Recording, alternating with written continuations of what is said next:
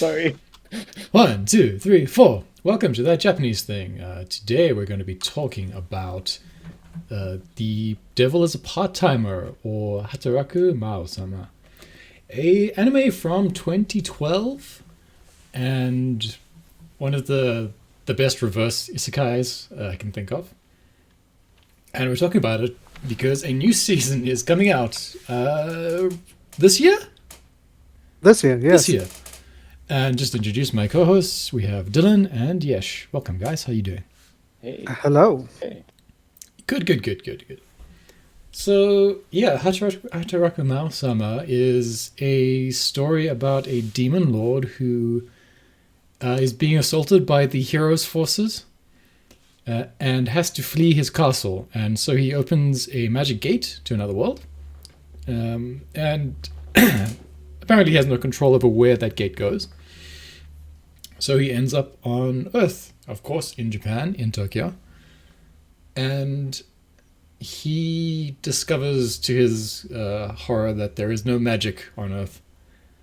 And so he can't open a gate to go back. That's basically the premise, right?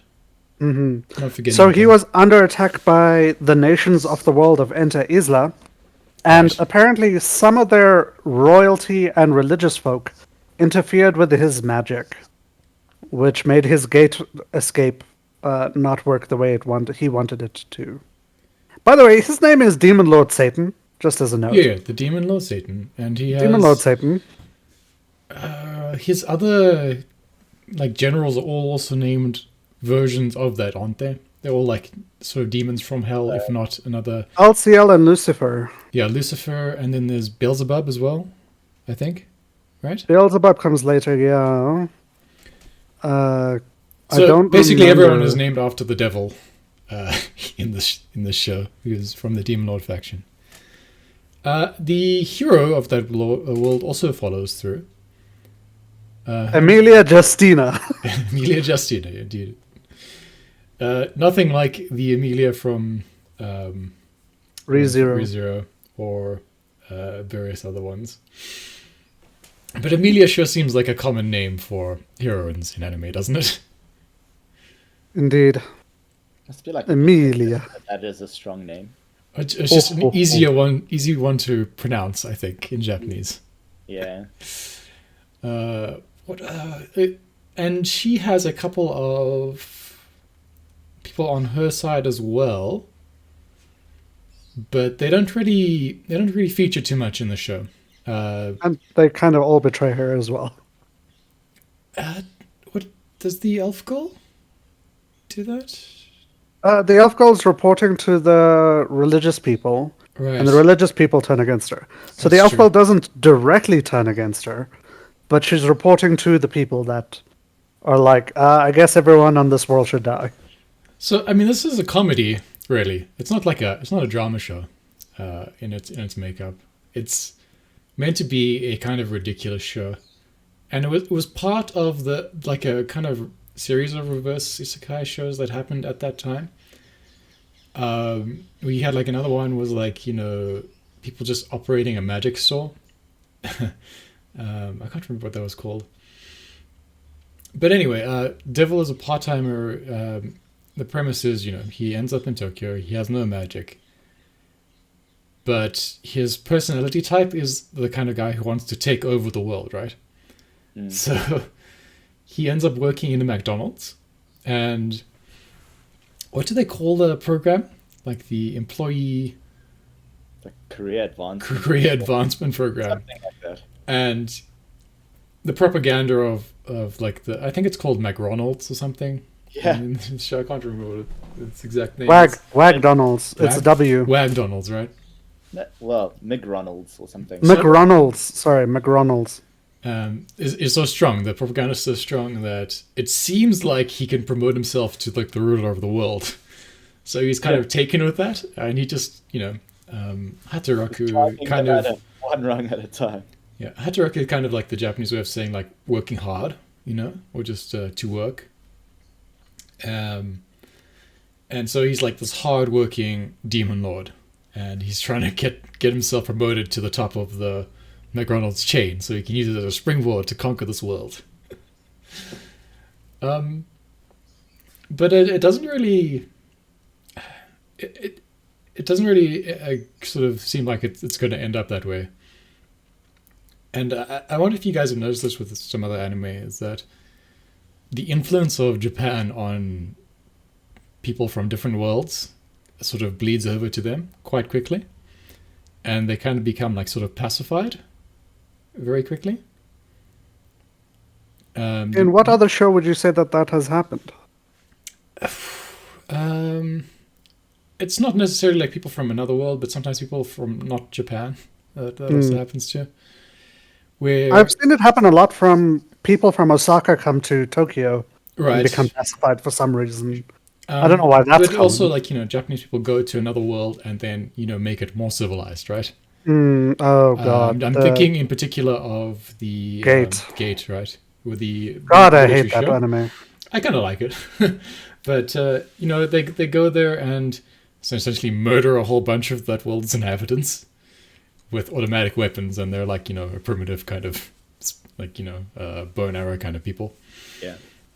But then they go and spout some propaganda from their army, and suddenly there are bathhouses in those worlds, and they're selling Japanese merchandise, and people are kind of being quote unquote civilized, I guess.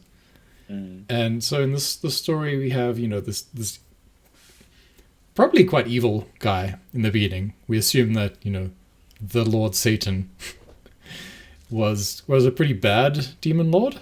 We don't really get into that. There's no evidence of him like torturing people or mistreating his army or anything like that. But he's in a war between him and the human factions, and that doesn't necessarily mean like he's in the wrong, I suppose.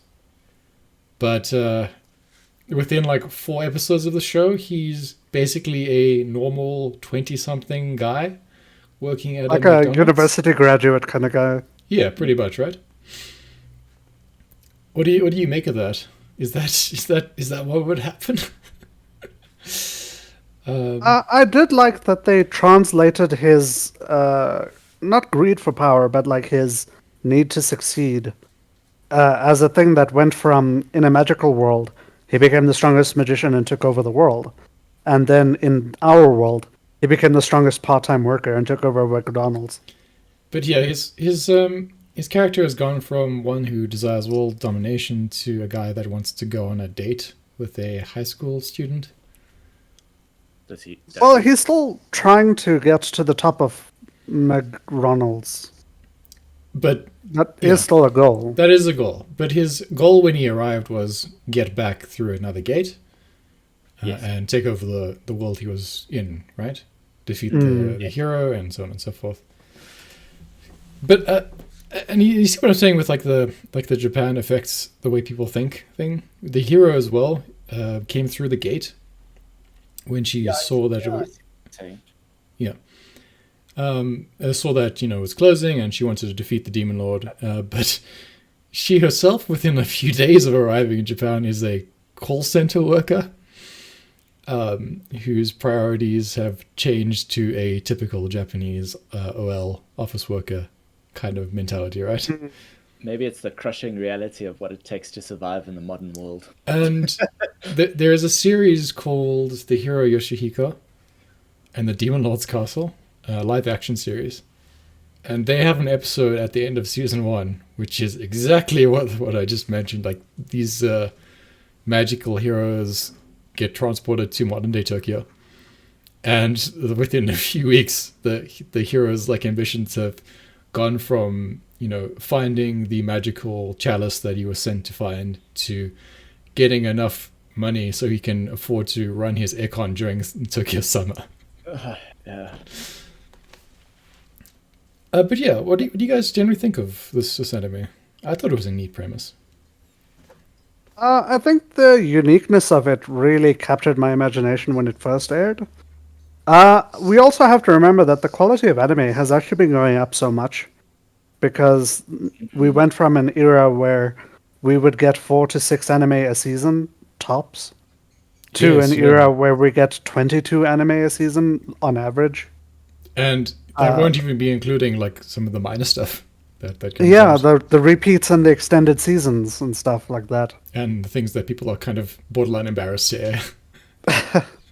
So, like, in this era, I would say that this anime would be a 6 out of 10. But when this aired, it was one of my favorite anime of that season. I think it was my favorite anime of that season, and I was very excited to see if there was any more of it.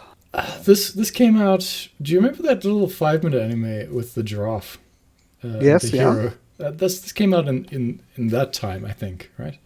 Yes, around there. I think that was the season after this Maybe it was, but very much the same sort of time frame. era. And Yeah, everything this was is made by going. White Fox. Yeah, and everything was kind of going in like a weird surrealist kind of frame for a bit, where you were getting a lot of the less serious anime, and I think that's because anime gets made in sort of a delay of like maybe like a 5-year thing from wherever the light novel, the manga comes from, and then you end up with the anime that a few years ago would have been the manga, right? So it felt like this was one of the more serious animes that aired that season to me. And I can't really remember what everything else was, but I just remember at that time feeling like anime was getting like progressively more and more silly Sillier. until Attack on Titan happened. And then we kind of regrounded anime in a more serious thing. Not that silly stuff Also, doesn't happen. isekai wasn't common at this point in time. Yeah, Konosuba was going to come out the year after that. And that would kind of renew that sort of interest in isekai, which hadn't been there since maybe the 90s, I guess. Dylan, you watched it like yesterday and today, right? Yeah, I did. What is your opinion? I agree with Yesh on the 6 out of 10. But so this is the thing. I think it's a good character exposition anime. In other words, the plot's nothing to write home about, but the characters are, while being a little stereotypical, they're done well. And you know, if you want to immerse yourself in character acting, it's not a bad way of doing it.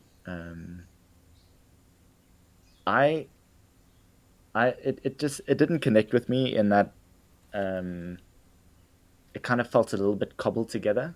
I don't know if that makes sense to you guys. There's just a lot of It disparate does feel a little bit like different story elements just came together in the everyday lives of these like I people. do get that is kind of the point as well, is that it's that sort of shift change from fantasy into reality, and that kind of can make it interesting. I remember now what else came out around this time. It was Susei no Gargantia. This no Gargantia would blow the shit out of this anime. And But I feel bad for saying that because I enjoyed this anime. But it was the same premise, right? Essentially, except from like a technological Different point of world view. guy coming into our world. He had a war in his world, and our world is relatively peaceful. Yes. Yeah. And now he has to adapt to living in our world. And so I mean, but it's not something we really get in modern anime because we're always at 100% power.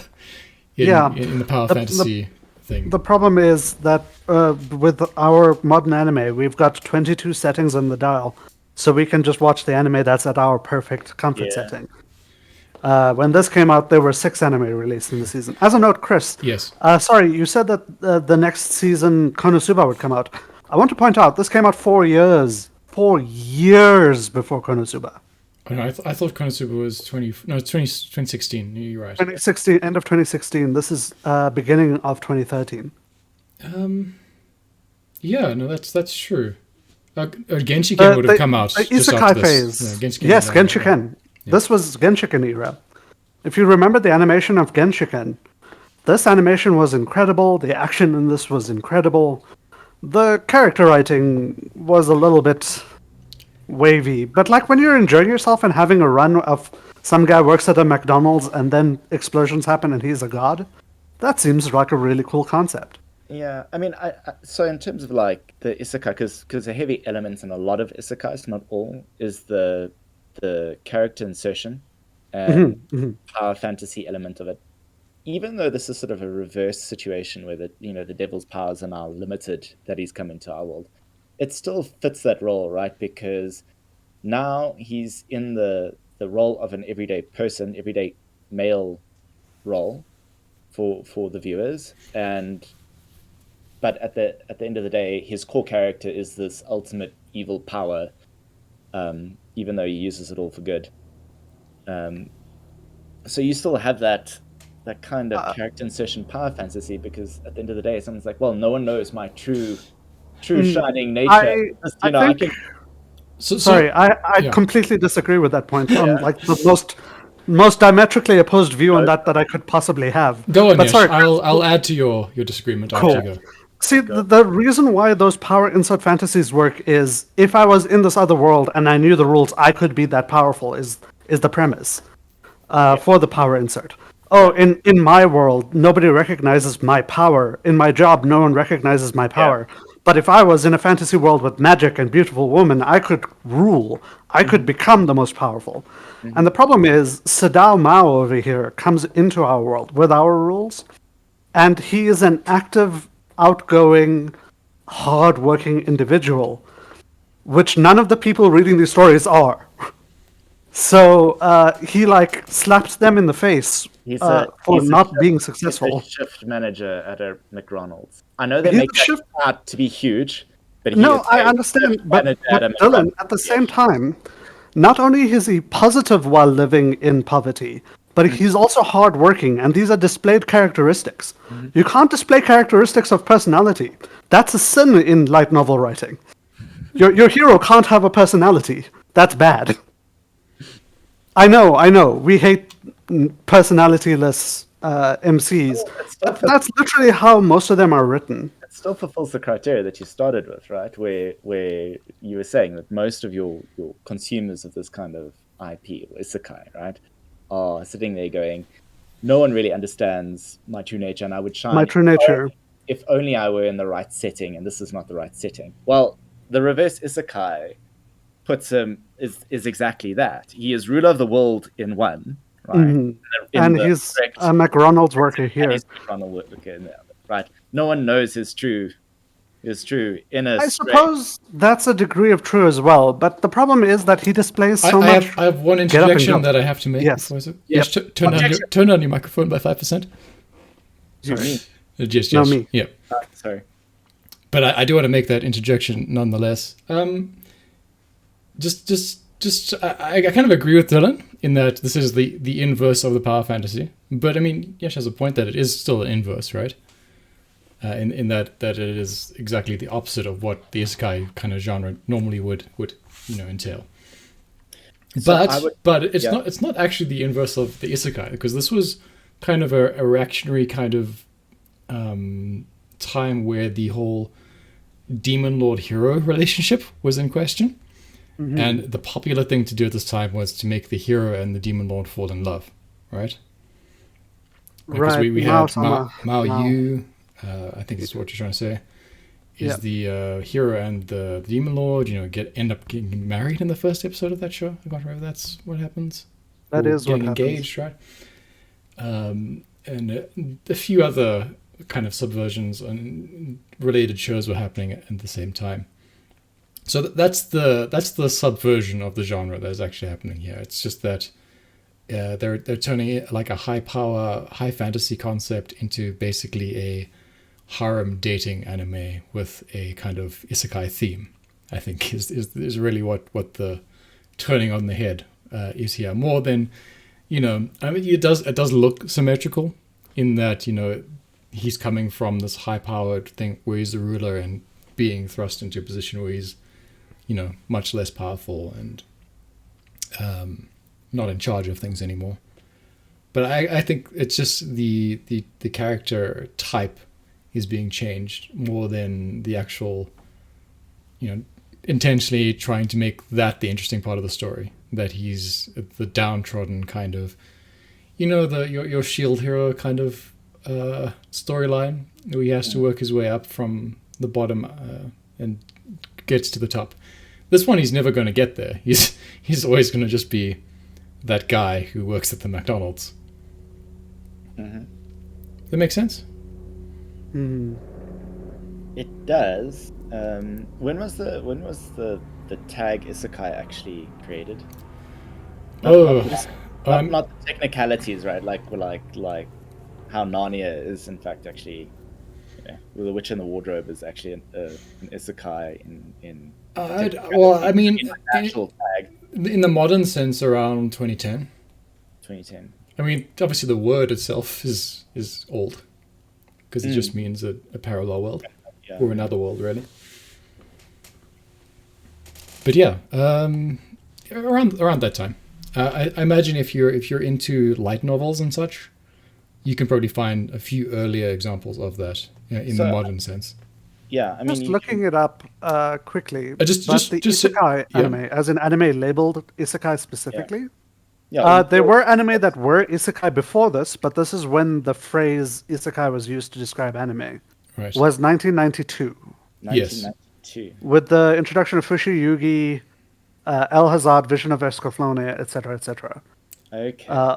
Because that type of anime became popular at that time, they made the isekai a genre designation. Do you remember the high school festival from the Melancholy of Or Suzumiya. Suzumiya, Yeah. where there were just a bunch of people in medieval costumes running around the school that were never addressed, and it was sort of implied that those were all the isekai-jin from the era, and just how no one really noticed in the main cast that was happening. So it's always been around, even quite a long time ago. But I'm gonna stand by like 2010 is when it started being its own thing again. Because we then started having shows like this, which actually had like the isekai as the main part of the show, not just someone from Japan was taken to another world and now we're gonna have a standard fantasy story. I mean that's what isekai used to be. Now isekai has its own like feeling around itself. It has almost an entire theme of setups as well. Which this does. I mean, it's got the harem elements to it as well. They're all there for him specifically. Yes, yeah. The thing that does sort of deviate is that there is quite a lot larger male cast. Yes, I was gonna say it's not really a harem anime. There's maybe like a love triangle. It's like a standard normal It's like kind they of love keep triangle adding going on there. female characters that stay specifically for him. Do they though? I mean, it's only the hero and the McDonald's girl that really stick around, don't they? Emilia sticks around. Emmy sticks around specifically for him and turns to like her opinion of him changes. Yeah, but she's the main love interest.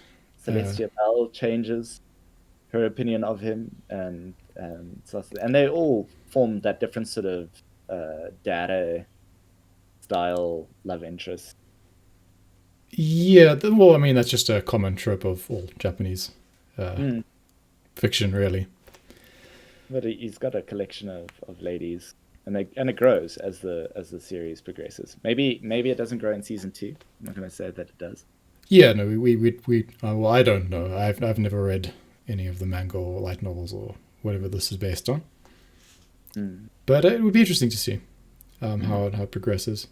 But I don't know. It doesn't feel like a harem anime to me. And as you say, like I think most of them, the cast is male, and not in a relationship, and most of it involves. Well, Yeah. Emmy's side is almost all female, weirdly.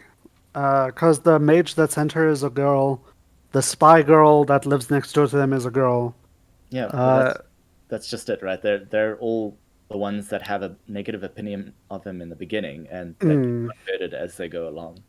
And I had strong harem feeling throughout the whole thing, including the more sort of ecchi scenes through the series. It's weird. I don't even consider the traditional girl like a real character in the show. I guess. Chihiro or Emmy? The Japanese girl. The Japanese girl, Chiho. But she is the main love interest. No, Emmy no, does no, not develop romantic relation. Not the 16-year-old girl. The traditional one, the one that wears the kimono. Oh yeah. The kimono girl, next door neighbor girl. Yeah. Yeah. Look, there are a bunch of female characters in this, but it's not like a Love Hina situation or something like that. I don't think it has to be just one male character and then only like female characters stuck in an onsen to be a harem esque thing. If everyone is like essentially a love interest, Yeah. one But character, I that mean, is I don't know harem. if you look at it like from not just a flirtatious point of view. I think it's just a love triangle between Chio, Emilia, and the demon lord himself, right? And he seems sort of more interested really in like the McDonald's girl than Well, yeah, anyone else. in season one, he doesn't show any interest in her, other than to And protect her as part of his entourage of yeah, employees. and sort of as soon as like the protagonist actually chooses someone, it kind of stops being a harem anime, you know. Yeah. The sort of definition of the harem anime is you don't really know who he would choose, although sometimes maybe things are hinted at. But I mean that's I don't think its main characteristic is That something harem. that happens in season two? He becomes more interested in Chio. Oh, we don't know. we'll have to find out when it airs. Because season two is already there, isn't it? It's season three that's coming out. No. Season 2 is not out. Oh, really? Yeah. I'm very confused. Okay. As far as I'm aware, only one season is out. Yeah. Oh, as far as I'm aware as well. I could be wrong, but there is a new season coming. I know that for a fact. Yeah. I mean, I didn't watch this show recently. I watched it last year. Was the last time I watched it. But there was only one season as of then, so Okay. Okay. would have not have missed one. Yes, have you read any of the books? I've read the manga through. The manga? Yeah. Okay. Does he fall in love with Chio? So the canon ending is that he and Chio live together-ish, but they are not together proper.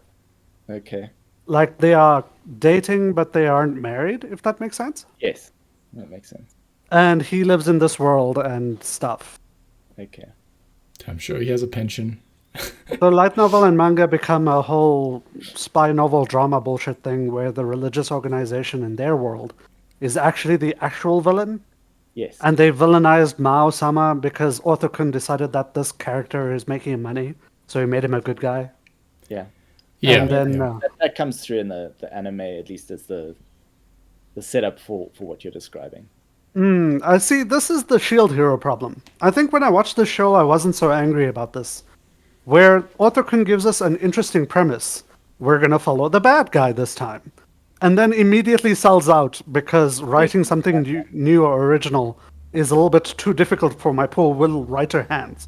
So they go back to, actually, I'm a protagonist, I'm overpowered. Sorry, ignore everything I said before this. It doesn't feel that bad though, because there are conditions to his power now, at least, Well, yes, there are conditions to his power, but the idea that he was a super ultra mega villain and we were going to follow him just immediately evaporated. Yes, that is true. I suppose that's like not that it's the same at all. I suppose that's kind of covered in the Overlord thing, right? Where Yes, that is a very good example of following the villain. That's it, yeah. And Tanya obviously delivers on that premise as well. Tanya delivers on it spectacularly. Tanya is a very good example of it because there's no redeemable. No, there's nothing and yet worthwhile in Tanya. You still want to watch her and see what's gonna happen. Yeah, you're like her evil is interesting. Yeah. It doesn't put you off, even though What's the name of her coworker? The girl? Chiho. No. Sorry, Tanya's. Yeah. Degorov. Yeah. Degorov. The only reason I watch that show is to see how Degorov comes out of all of this. Because that sweet little cinnamon roll has to come out okay, or I'm not going to be happy about things. Oh, yeah. Poor Vice. But yeah, no. This is not that. This is a comedy. It doesn't take itself too seriously. Yeah. I don't think we're really meant to expect, that this is really a super evil kind of demon lord character. I agree with it. It does that well. It does that well, but it doesn't take itself too seriously. hence the structure. Where the last episode isn't plot significant. It's just a day, like a not. I don't want to use the word slice of life, but it's just like another day in their lives, kind of. No, it totally is slice of life. I mean, it's slice of life Demon Lord, and that is a whole genre now. Unfortunately, or fortunately, maybe some of The it's Demon Lord's quite Day good. Off is getting a translation in the near future. And it's literally about what the Demon Lord does on his day off. And it turns out he goes and looks at pandas in the zoo. I mean, we literally have 2 Demon Lord animes that are slice of life currently airing at the moment. In the Villager A one, which is like a high school Demon Lord anime. And then we have the I Quit Being the Hero. Heroing. Quit Hearing one, which is another just day in the life of the Demon Lord and the hero kind of thing. But yeah, I mean, some of them are quite good. Maybe not the 2 I mentioned, although they're not terrible. But yeah, I enjoyed it. Totally 6 out of 10s. So yes, you're going to give it 6 out of 10, right? Sorry, I was talking about those 2. This is oh gosh. Yeah, this was a 6 out of 10. That's what you said earlier. It is a 6 out of 10 anime. I'm going to say that. I will say I enjoyed this more than I would say a 6 out of 10 anime would normally be. But this is, on writing and setting, this is definitely a 6 out of 10. I think with a second season coming out, and I think most of the story being over at this point, it could be better. I'm going to give it a 7 because I enjoyed it. I've rewatched it. I enjoyed it the second time. There are problems with it that we've mentioned. Some of the plot is not particularly strong. It feels like it could be much better if the plot just develops a little bit more and we get some tiny bit of more resolution to some of the storylines. Writing, yeah. I feel like But I mean, I love the Lucifer character. Yes, I was gonna say. And I mean, the Demon Lord subordinates are great in their various kind of like character flaws. And one just is like this kind of earnest housewife character. The other guy is just this hickey neat, reclusive type. It is very Lucifer is for me one of the more entertaining characters because he goes from like this usurper trying to steal all the power to actually what I'd really like to do is just not be bothered and stay at home and not have to deal with anyone or anything. I'm just gonna use the credit card on Amazon. That's okay, Demon Lord.